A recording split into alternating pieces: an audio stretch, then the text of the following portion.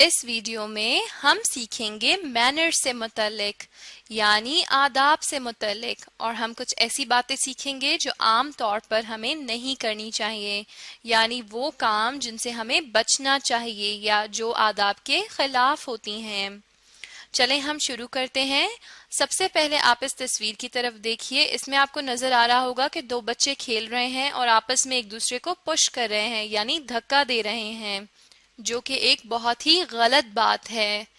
देखने पर तो ऐसा लग रहा है कि ये बच्चे खेल रहे हैं और बहुत खुश हो रहे हैं, लेकिन अगर धक्का देने की वजह से कोई भी बच्चा गिर जाए तो इन्हें चोट लग सकती है। इसीलिए हमें धक्का नहीं देना चाहिए। चले हम इसे इंग्लिश में पढ़ते हैं। डू नॉट पुश यानी धक्का मत दीजिए। धक्का देना आदाब के खिलाफ होता है, यानी अगर आप किसी भी दोस्त को अपने या खेलते हुए किसी भी बच्चे को धक्का दे रहे हो तो वो गिर सकता है और उसे चोट भी लग सकती है और इस तरह से आप गंदे बच्चे बन जाएंगे। तो आपने इस बात का ख्याल रखना है कि खेलते हुए या कभी भी आम तौर पर भी किसी को धक्का नहीं देना। चलें अब इस अगली तस्वीर की तरफ देखिए। इसमें आपको नजर आ रहा होगा कि ये बच्चा है जो अपने हाथ धो रहा है यानी अपने आप को साफ सुथरा रख रहा है। ये भी आपके आदाब में से एक बहुत ही इम्पोर्टेंट बात होती है, यानी आपके मैनर्स में या आदाब में, कि आप अपने आप को साफ सुथरा रखें। अगर आप साफ सुथरे रहेंगे तो सब आपको अच्छा बच्चा समझेंगे। अब हम इसे इंग्लिश में भी पढ़ते हैं। कीप क्लीन यानी साफ सुथरे रहिए, और ये भी आदाब का एक हिस्सा होते हैं यानी साफ सुथरा रहना।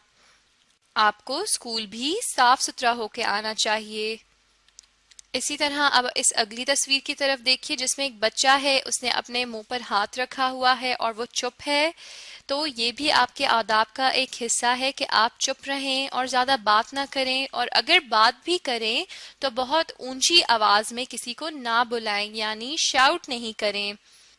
अभी इसी वर्ड को हम इंग्लिश में कहेंगे बी क्वाइट।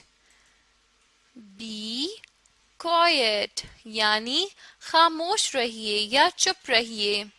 इस तरह आप अच्छे बच्चे बन जाएंगे। लेकिन अगर आप क्लास में बात करते रहेंगे या अगर आप जोर से या ऊंची आवाज में बात करेंगे तो सब आपको बहुत बुरा समझेंगे और ये आदाब के खिलाफ होगी या मैनर्स के खिलाफ होगी। तो अब आपने किस बात का ख्याल रखना है कि आप खामोश रहेंगे या जब बात करेंगे तो बहुत आहिस्ता बात करेंगे। चलें अब इस अगली तस्वीर की तरफ देखिए। इसमें एक बच्चा है जो कि जमीन पे गिर गया है और एक बच्ची है जो उसको उठने में मदद कर रही है। अब यहाँ पर हम इंग्लिश में देखते हैं इसे क्या कहेंगे। हेल्प। हेल्प यानी मदद करना। अब ये भी हमारे आदाब का एक हिस्सा है कि हमें दूसरों की मदद करनी चाहिए, चाहे वो हमारे दोस्त हों या घर वाले हों या कोई भी हो, हमें उनकी मदद करनी चाहिए। और ये भी आदाब का एक हिस्सा है, यानी जिस तरह आप इस तस्वीर में भी देख सकते हैं कि ये लड़का गिर गया तो ये बच्ची उसकी मदद कर रही है उठने में, यानी वो अपने फ्रेंड को हेल्प कर रही है। इसी तरह आपको भी चाहिए कि आप अपने दोस्तों की भी मदद करें और साथ साथ आप अपने घर में अपनी अम्मी अब्बू का भी हाथ बटाएं। ये एक बहुत ही अच्छी बात है। अब आप इस आखिरी तस्वीर की तरफ देखिए। इसमें आपको एक बच्चा नजर आ रहा है जो कि दरवाजे को नॉक कर रहा है यानी दस्तक दे रहा है। इंग्लिश में इसे क्या कहते हैं? नॉक।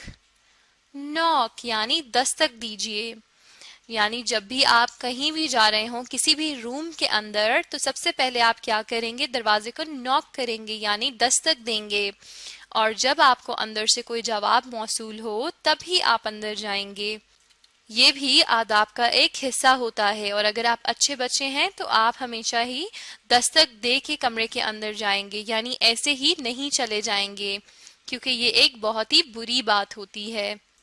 चलें अब हम इन्हीं अल्फाज को दोबारा से दोहरा लेते हैं। Do not push. Do not push यानी धक्का मत दीजिए। Keep clean. कीप क्लीन यानी साफ सुथरे रहिए। B quite. بی کوائٹ یعنی خاموش رہیے. ہیلپ ہیلپ یعنی دوسروں کی مدد کیجیے. اور ناک ناک یعنی دستک دیجیے. اب یہ کچھ ایسی باتیں ہیں جو کہ آداب یا مینرز کا حصہ ہیں. اب آپ اس ویڈیو کو دوبارہ دیکھیں اور ساتھ میں ان سب باتوں پر عمل کرنے کی بھی کوشش کیجیے. اس طرح نہ صرف آپ یہ ورڈز انگلش میں سیکھ جائیں گے بلکہ آپ ایک بہت اچھے بچے بھی بن جائیں گے.